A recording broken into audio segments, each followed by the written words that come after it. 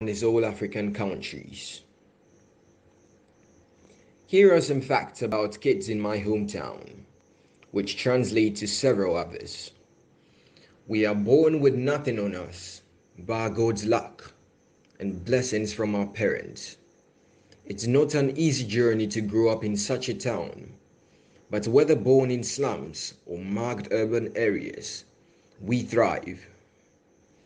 African kids grow up being raised by a bunch of guardians, well-wishers, and even those we least expect to care for us. Every individual takes on the task with great gratitude. We feed on what is available, provided by family and community. There is oneness in my hometown.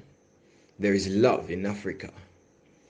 As we grow up, we find ourselves in an ocean of friends who we turn to almost in or for everything.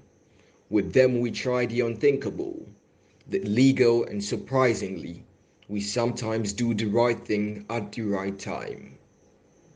Like Africa, in my hometown, every individual lives a life he or she can afford.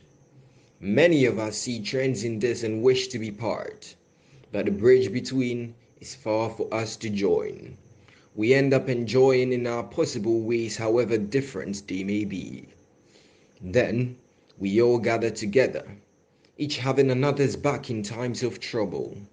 Irrespective of the size of the pocket, we always keep that spirit of family and move it with the community at large, trying as much as we can not to leave anyone behind.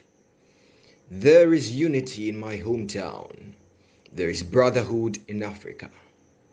No one in my hometown moves beyond limits just to impress or be impressed by others.